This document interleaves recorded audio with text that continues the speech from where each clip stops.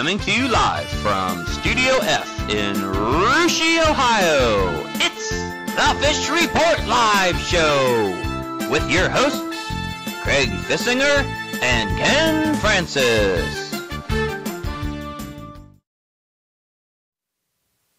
Welcome, everyone, to another Fish Report Live. It is Wednesday night, November 7th. I'm Craig Fissinger. That's Ken Francis, who's feeling a little bit under the weather tonight. As always, TK and Heavy D are back in our sound room, ready to step in if needed. You going to make it tonight, buddy? I think I'll make it through. All right. Well, Ken, if you're any kind of high school sports fan, we're smack dab in the middle of a couple of exciting weekends, aren't we? Yes. What a weekend we had last week. The volleyball continued on, and, they're now at the state level this weekend at the Irvin J. Nutter Center. Last weekend, we had the OHSA state cross-country meet held at National Trail Raceway in Hebron. And what a great performance put on by a lot of local and actually all kinds of runners throughout the state. Just a really fun day.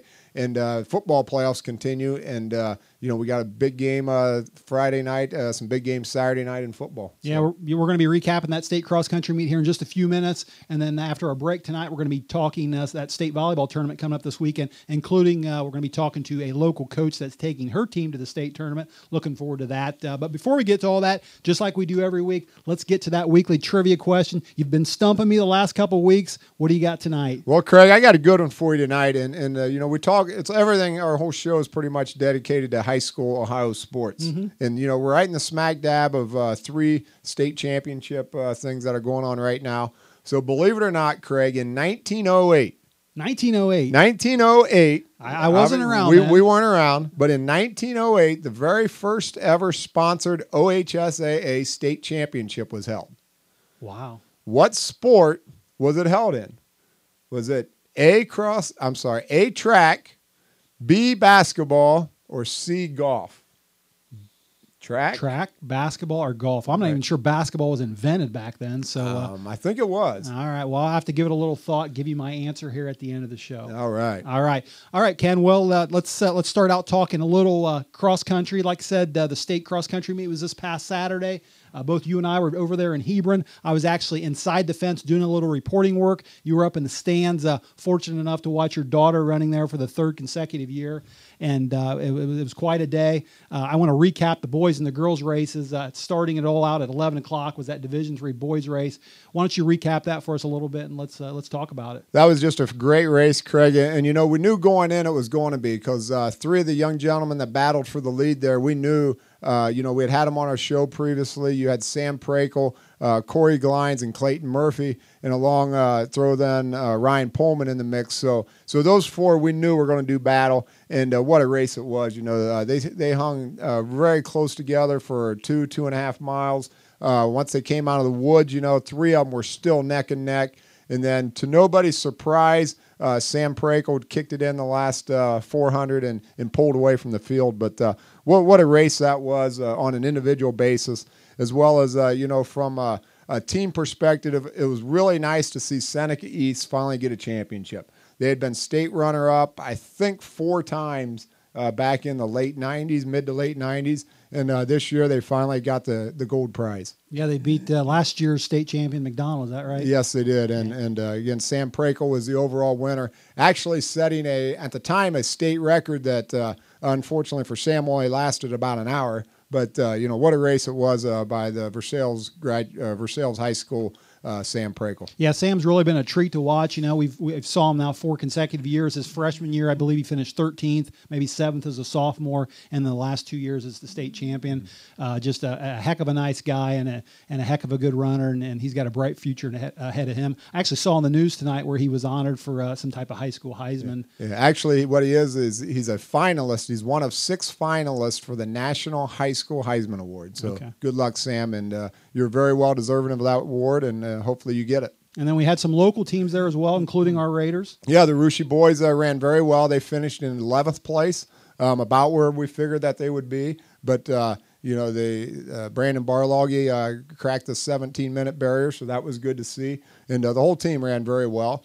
And, Minster finished in 8th place, and I believe St. Henry was in 10th. So good showing by the local teams. Yeah, you mentioned Brandon Barlog, the only senior on the boys team, I believe, and he established a little family history that night, didn't he? Yeah, he did. He broke into the top 10 leaderboard at Russia High School, and what was interesting about that was he knocked his father, Kevin, off the board. Yeah, he sure did. And speaking of seniors, I know that you mentioned Minster and St. Henry both.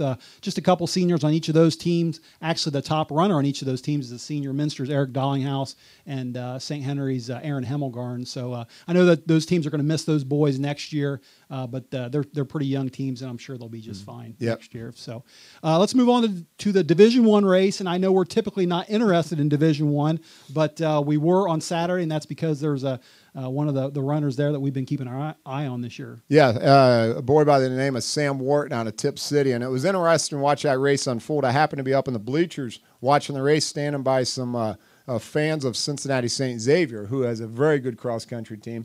And they were watching the kids as they were taking off, and they were talking about their boy from St. Xavier and talking about a boy from Mason and all this. And I, of course, had my nose in there, and I was talking to him, and I said, Sam Wharton's going to win this race.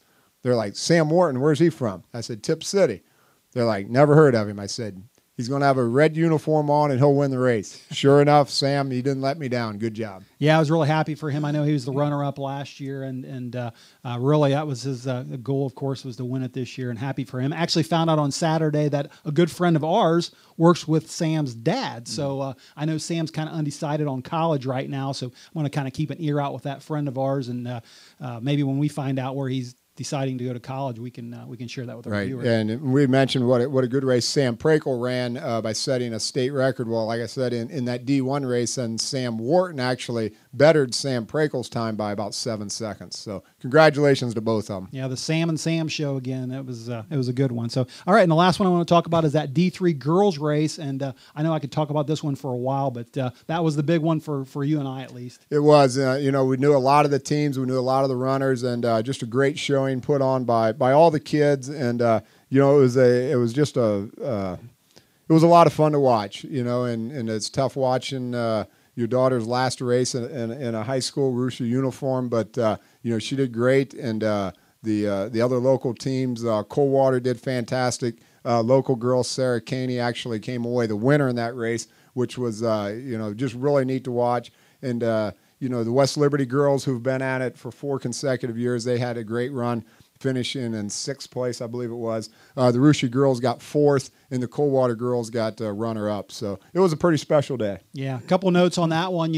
I was a little surprised with Liberty Center winning it. I know they won it last year, but my pick to win it this year was Coldwater. Liberty Center ran a great race. They actually had a number 3 runner, Ken, that cut a 1:28 off of her regional time, which is just phenomenal. And I think she was a big factor in them just beating Coldwater. No doubt, because just 20, 30 seconds in a race like that can get you 20 or 30 points. So when you cut a 1.5 like that, it basically led the Tigers of Liberty Center to the championship. Yeah, and you mentioned those Russia girls. A couple seniors there, your daughter Lauren and Becca Meyer. Really going to miss those two. They meant a lot to the program. I know they exceeded our expectations. The whole team exceeded our expectations. I remember telling you last year, boy, Ken, if we could just get 3 girls running in the 19s this year, I think we're going to do pretty well. And we actually had 3 girls running in the 18s this year. So we ultimately ended up with 3 girls in the 18s, Craig, which is just simply unheard of. And just a great team. They'll go down right now anyways as the greatest team in the history of Russia School. And again, don't forget the other kids that were part of that team. And but yeah, led by 2 good seniors, and they'll be missed. But you know what? We'll be right back next year. We got a great group of girls coming back with Emily Borchers, Lauren Heaton, Molly Kearns, Kirsten Voizard, Claudia Mon, and on down the line. So a good group of kids coming in as 8th graders, and they'll be strong. Yeah, I don't remember if you've mentioned Minster at all before. They finished 5th that day, which is I know Minster's got some pretty high standards. They had 1 senior on that team, Hannah Butler, that's going to be graduating. Awfully young though. I'm sure they'll be back there next year. And you mentioned the West Liberty team again. or earlier, led by Meg Vogel. 6 seniors on that team, Ken. What a ride for them. 4 years at state, not only 4 years at state, but 4 years that they did well. I know freshman year, 5th place, then 4th as sophomores, 3rd as juniors, and 6th place this past year. So hats off to that program there. One junior coming back, Alyssa Strickland. But that's quite an accomplishment for that team, and a Laramie team that was there too. That I imagine they'll be. That Laramie team was young. They're going to be good next year. Yeah, they sure are. All right. Well, I tell you what, Ken, I actually, like I said, did a little fish report work inside the fence, talked to some runners on Saturday and some of the top runners after they finished the race. And I had 2 things I really wanted to find out. Number one was emotions. I talked to 4 senior boys, a couple sophomore girls. For those senior boys, it was their last race. Wanted to find out what kind of emotions they were going through after their last race. And strategy was the other thing I wanted to talk about. You go into the state meet, you better have some kind of strategy. And sometimes that strategy all changes though when the gun goes off. So let's find out what they had to say about that. Check out the video. Sam, congratulations. Strategy. I talked to you at Tiffin. You talked about experimenting with some different strategies coming into state. Today's strategy was? It was all dependent on how the race started. And once Glines took off and won the lead, I knew we were going to start off fast. We were on 4:50 the first mile. So I just decided to stick right behind him and save some kick for the end. So it was very similar to Tiffin, except I wanted to let them hang for a little bit to make sure I had enough in the very end. So it ended up working out. My strategy was just to do what I usually am good at doing. I'm pretty good at leading races, and so I went to the front and, I figured, I know Sam's a great runner, and I knew he was obviously the heavy favorite coming in, but, I'm here to compete, so I said I'm going to give my best shot, and I knew if I did that, I'd also run a great time. So, I'm very happy with what I did today. The strategy is go out and hang on to that lead pack and just hang with the guys, and executed that through the first 2, and then kind of lost them up the hill, but closed the gap through the woods and just finished as hard as I could. I knew if I got out hard, and that was kind of the strategy, and then I could just hold on to and stay equidistant from where the second runner was and just keep my distance. I just wanted to get out nice and controlled. I kind of went out really fast last week and kind of get out and just work on those second and third miles instead of going out and getting burnt out like I did last week. So that was kind of my strategy for this race. We also asked the runners about their emotions after the season's final race. It's very emotional. I'm going to miss my coaches a lot. They made me who I am today, and my parents and my teammates. It's just going to be very emotional having to say goodbye to this high school sport. It's going to be an emotional bus ride back, I can tell you that. It's a little bittersweet being the last one, but knowing I closed out a pretty good career at Tri-Village, and hopefully somebody can follow my footsteps, and hopefully somebody can fill my shoes, but go on to the next level and have fun too there and run another 4 years, so it'll be fun. And then emotions at your last race, how you feel?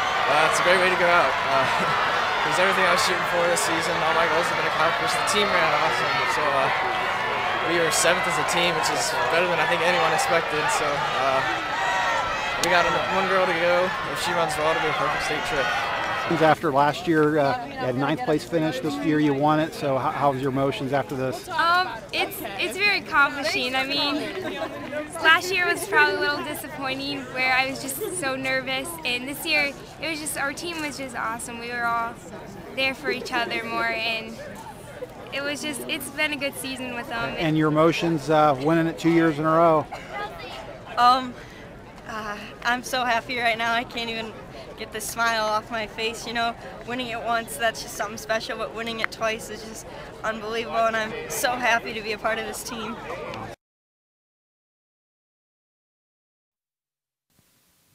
Ken, a lot of fun talking to those runners, and as we wrap up our cross country coverage, final thoughts. I want to ask you what you took from the state meet this past year. Well, hats off to National Trail Raceway. I thought they did a great job this year, Craig. It was their second time having it, and the parking was much better. The facilities, I thought the course was in fantastic shape, and considering they had quite a bit of rain earlier that week. So they worked hard. They did a good job. So hats off to them again. And, I, as a spectator, it was very special to me. I've been to a lot of state cross-country meets, and I don't know. That one will go down as probably my favorite.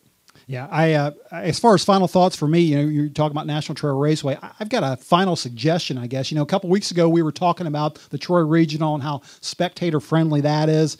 When you move on to the state meet, whether it used to be at Cider Downs, now it's at National Trail Raceway, it's always a little harder to watch for a spectator, and a lot of that has to do with the venue. You know, you have to have a place that's going to hold 10, 11,000 people, so that's a factor there. But you know, there's always that probably 5-minute period there where the runners disappear before the spectators see them again, and I wonder why you couldn't have a camera or something on the back of the gator, just filming that lead pack and some kind of video screen up there for all the people sitting in the grandstands waiting for them runners to come back. Why couldn't have a camera on that lead pack and watching those runners? You know, we're doing this show here with a little webcam. The technology's there. I wonder why you couldn't do something like that. So maybe a suggestion for down the road somewhere. I think it's a great idea, and hopefully our friends from the OHSA are listening to us out there and take that as a good suggestion. All right, Ken. Well, that's going to wrap it up for our cross-country coverage. I hate to say that, but that's going to wrap it up for our cross-country coverage for the year. My most favorite sport to talk about. But I guess we move on. We move on. So let's take a little break. When we come back, we're going to be talking about state volleyball coming up this weekend. So we'll hang in there, and we'll be right back.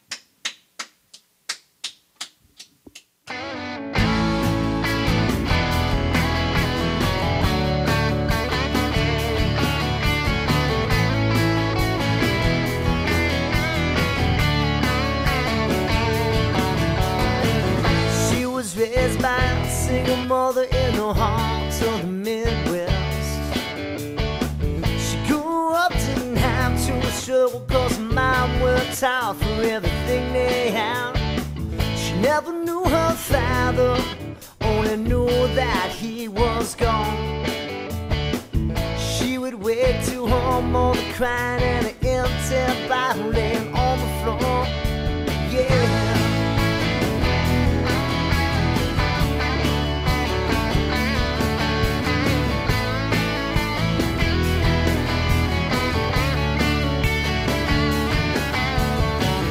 A teen with open fields, she was gonna leave this town, but she fell in love, had a son. Now she's paying rent on an old farmhouse, got a job in a factory downtown, pushing out on wheels. Now it's porch cars and blue bandanas and pink streams for you and me. All the mornings they are dancing on this side of town. She likes to smoke, takes a talk, it's just another day of a fairy tale. Oh, it's just black coffee.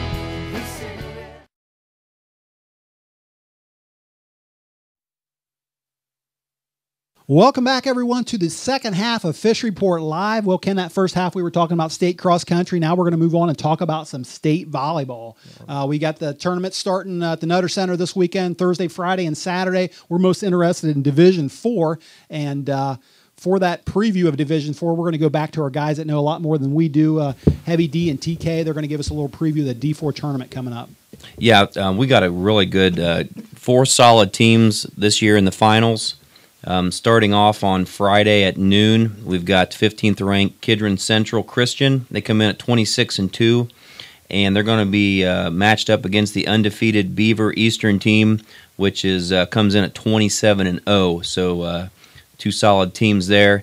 This is Beaver Eastern's first state tournament appearance, and the Comets of Kidron Central Christian. They've made the trip a couple times. But they're still looking for their first state volleyball title. So both these schools are going to be pounding it out. And on the other side of the bracket, TK's got an update on that. Yeah, guys, on the other side of the bracket, as Heavy D said, we've got Marion Local, obviously a local favorite, and they'll match up against New Washington Buckeye Central. That game is at 2 o'clock down there at the Nut House. That matchup is the number 1 Marion Local, the number 1 ranked team in the state, Marion Local at 24-3, and New Washington is 6th ranked at 26-2. I think everybody that's aware of volleyball knows Marion Local's got a great history. They've got 6 state tournament appearances and 3 state trophies. Buckeye Central is marking its 10th appearance, so they're no stranger to the final game there. But this is a first since 2008, and they previously won their state titles in 96 and 93. So it looks like a good matchup of some experienced programs right there. And then the winners of those will go Saturday, the following Saturday at 3 p.m. So looks like a big weekend of volleyball and some really good teams to finalize that state tournament. All right, thanks, guys. Ken, looks like you got a bulletin handed to you. I did. This just in, Craig. You know, I had our helper just bring me this, and believe this or not, this is an interesting fact here. In the last 13 years, we're going to go back to 1999. Okay. That's as far as the records will take us. Either a MAC school or Lehman has been in the Final Four in the state volleyball championship. Wow, 13 years? 13 years in a row. Wow. MAC school or Lehman. During that 13-year period, they've won 9 of the championships. They were runner-up one time, and the other 3 times they lost in the semifinals. 9 of the championships. So I know Marion actually has 3 of those championships. Yes, they do. So, and St. Henry's got a few of them, and Lehman. So yeah, very interesting to see how well that what I guess we're in the Southwest Regional does. So, you know, whether it's that Troy Southwest Regional, it really makes a good trip and a good showing in the state tournament. All right. Well, speaking of those Marion Local Flyers, I believe live on the phone right now we have the head coach of the Marion Local Flyers, Amy Steininger. Amy, thanks for joining us tonight on Fish Report Live. Well, thanks for having me. All right. Well, Coach, first of all, congratulations on an outstanding season so far. We just heard a little bit about Marion Local's history of state tournament appearances. Let me ask you, when your program has this much success, I mean, are your expectations to get to the state tournament every year? Well, the short answer is yes. Our expectations are high with the players and coaches at Marion Local, and we put that pressure on ourselves. We really believe that we can win a state title every year, and we have the players to do it. But, of course, it takes a little luck and hard work and stay injury-free to win a state title. And we've learned that the past couple years when we didn't win it, that it is harder than we thought. All right. Well, you've obviously got a lot of great players, including the MAC Player of the Year in Claire Heitkamp. But I know you gained another nice player here recently from injury with Josie Winter. I want you to explain to me, Coach, what her return has meant and how she's meshed with the team after being off for most of the regular season. Well, that was a concern of ours with her being off since the second game of our regular season was how are we going to get her integrated into the lineup quickly? Because she just came back right after our regular season was over. So the first week of tournament was when she started practicing again. And we had a bye that first game, so she had a full week of practices in, but we had to get her ready slowly because she was coming back from a broken ankle. And that takes a while to heal, and it takes a while to rehab from once you come back. So that was a concern of ours. But once she got back into the swing of things, playing with our setters again, playing with the girls, getting their timing down, she integrated very well. And her breakout match was in the district finals against St. Henry, where she didn't start the match because she still wasn't fully healed from her injury. But we lost that first set 25-15, and we really needed a spark off the bench. So I asked Josie if she was ready to go in, and she said yes. And she ended up with 20 kills in 3.5 sets of play. Wow. And she had 9 kills in the 4th set alone. And she really carried us to that win that night, and we needed her. So her return to this team has been a huge spark for us. And we did great in the regular season without her, but with her out there, I mean, she's just such a player of high caliber that it just takes us over the top. Hey, Coach, this is Ken. This Friday's semifinal matchup versus New Washington Buckeye Central. Tell me a little bit about this team and what is your biggest fear about them? Well, Buckeye Central has a rich history of going to the state tournament. This is their 10th state appearance, and they've won 2 state championships. So being at state is not new to this program. It is new to the girls that are there now. They have not experienced the state tournament themselves, but their program has. And Buckeye Central is unique in the fact that they have played 2 MAC teams this year already in the regular season. They played Versailles and they played St. Henry. And they beat Versailles and St. Henry beat Buckeye Central. And this was at the Salina Invitational. I believe it was Labor Day weekend in early September. So they've played some tough competition, just like we have. And they played Norwalk St. Paul in the districts and beat them. So they've played some tough teams, and they will provide a challenge for us. They are a lot like us in the fact that they have great athletes. They have good ball control, good serving. They have a 6'2" freshman middle that's going to be big at the net. We're going to have to play really well to beat them on Friday. Speaking of back in September, you were speaking of a tournament that they had played in locally. That's probably that same weekend. Your team traveled to Cincinnati and actually suffered 2 of its 3 losses, coming to much larger schools. Explain to our listeners out there how this actually benefited your team most likely back in September. Yes, we went to the Cincinnati Mother of Mercy Fall Classic. It was actually the 3rd weekend in September, I believe. And we got invited to that tournament, I believe it was 3 years ago. And it is a tournament of 12 teams from Ohio and Kentucky. And we're the only Division IV team that gets to go. All the rest of the teams are big Division I and II schools. But we're fortunate enough to be invited to that tournament because we can compete pretty well with those big schools. And I certainly would rather play those schools and have some losses on our schedule than play weaker teams and maybe go undefeated, because we really learned from those losses back in September. And that was the last time we lost, actually, were those 2 losses. We have 3 losses on our regular season schedule, and one was to Lehman, the 2nd game of the season when Josie went down with that injury, and then 2 at this Fall Classic on the Sunday that we played there. But we lost to Bishop Hartley. They were Division II state champions last year. And then we lost to Cincinnati McCauley, who is a Division I school out of the Girls Greater Catholic League, which is the best conference in the whole state of Ohio for volleyball.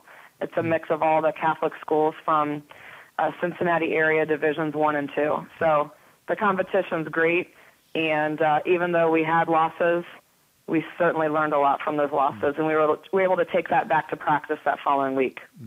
Tell me a little bit about the atmosphere in Maria Stein this week. You got volleyball doing so well. You got football doing so well. It's got to be crazy over there, isn't it? It is really exciting this week. Our fans are really jacked up for this week because on Friday we play at 2 o'clock at the Nutter Center, and then the OHSAA scheduled our football game that night at Piqua against Minster. So that is going to be a heck of a game in itself, and we didn't play Minster in football in the regular season. So our fans are really excited to have that day of good sporting events for our school. I know our students don't have school that day, so it's really going to be a wild, fun day for all of our fans doing that traveling and watching good football and volleyball. All right, Coach. Hey, listen, last question, and we'll let you go. But now, one of your assistants that you have over there, we know very well, and that's Russia girl Kim Poppelman. Since Kenna and I we're kind of Russia homers here, if you didn't know, we want to take a little credit in your success over there. Okay. Just tell us what do Kim and your other assistants do for your program over there?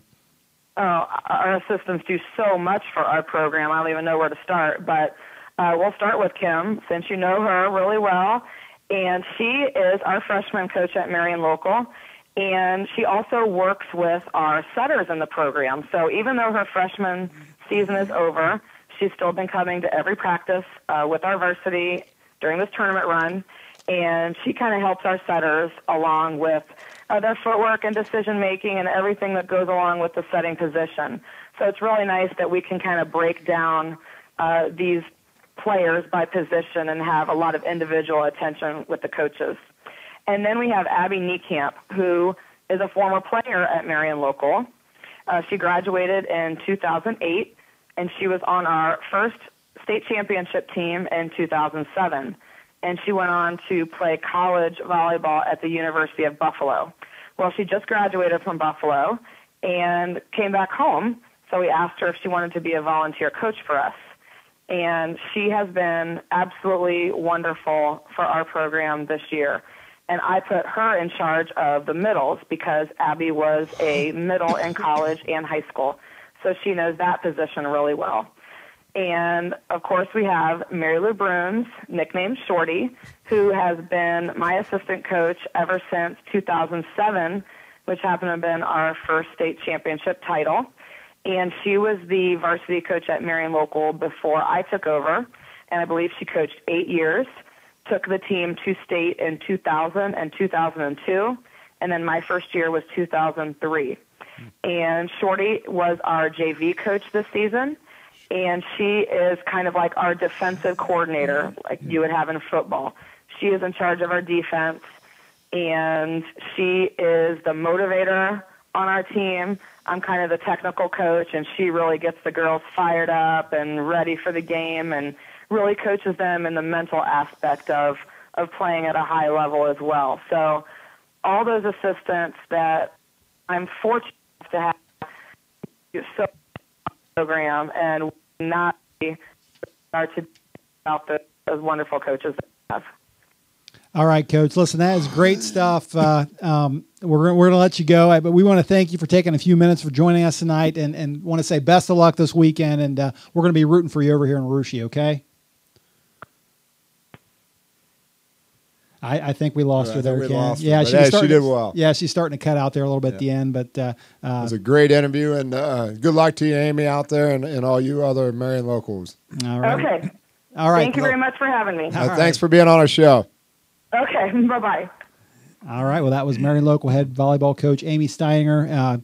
Ken, they're like you mentioned there earlier, they've got volleyball going on, they got football going on. Sounds like a lot of fun in Marion Local this weekend. I would say that they'll be having a lot of fun. All right, and yeah, we mentioned that football game that we were going to wrap up our volleyball coverage just real quick before we close it up tonight. That Minster Marion game, that's a big one. You got any predictions on that one? Yeah, first of all, I didn't realize they didn't play each other. No, not during the regular season. Did not realize that. Okay, I'm going to take Minster. I just think Minster's got a little bit more upper class strength. I think they're a little better at the skilled positions. And their special teams, I think, are just fantastic. And, you protect Niemeyer in the pocket and give him some time to throw, he's going to pick you apart. So I'm going to go with Minster. I agree. I think they're a little bit more experienced, but I'm gonna go with Marion. And I don't know if you saw that clip at the beginning of the Fish Report Live there, I saw that. where Berkey's throwing that long pass downfield, and that guy caught it. That guy caught it. Well, that was me there. And I'm going to tell you, if he can throw a ball like that this weekend, he won't have you to throw to. That's true. But if his receivers can catch like me, I think they might be able to take Minster. Well, I remember we had Ethan Wolf on the show too. So. Yeah, we did. So should be a fun one though. All right, Ken. Well, that's going to wrap it up for all of our sports. Let's get back to that trivia question you asked at the beginning of the night, and give me the question and the choices again. The question was, in 1908, the first ever sponsored OHSAA state championship was held. What sport was it in? Was it track and field, basketball, or golf? Track and field, basketball, or golf. We didn't talk about any of those three sports tonight, but I'm going to go back to track and field because that sounds like one of the older sports. I don't know. I'm going to go track and field. Back in 1908, Craig, Columbus North was crowned champion boys track and field. All right. So you got it right. What's interesting in that track and field was the only state championship they had for the first 15 years. It was 1923 before they took on basketball. In 1927, then they took on golf, and then other sports began to follow after that. So, and those were all boys' sports too, by the way. All right, well, that's good stuff. Learned a little bit tonight. And T-shirt winners. I think we skipped out on a T-shirt winner the last week or two. We got one tonight. We got a T-shirt winner, Craig. We had a couple guests that I felt were very deserving of the T-shirt. One of them's already got a T-shirt. So I'm going to go with actually this year, the fastest boy in Ohio, Sam Wharton from Tip City. Perfect. We know a couple people that can get that to him. Oh, yeah. So, all right. Well, that's going to do it for us tonight. Ken, I want to say special thanks to all of our guests again in the video and live there. Sam Prakel, Corey Galions, Clayton Murphy, Sam Wharton, Sarah Caney, and Brittany Atkinson. Also, special thanks to Coach Steininger for joining us just a few minutes ago. And as always, thanks to the viewers out there. Ken and I and the crew back there are actually going to be taking a couple weeks off to recharge our batteries, aren't we? Yes, we are. All right. So we'll, like I said, take a couple weeks off. Be back, though, with some basketball. We'll be talking basketball, of course. That's going to get started here before you know it.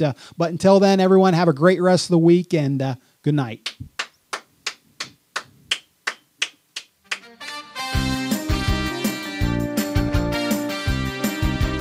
From Studio F in Russia, Ohio, for Ken Francis, Craig Fissinger, and TK, this is Heavy D, signing off, saying good night and good fishing.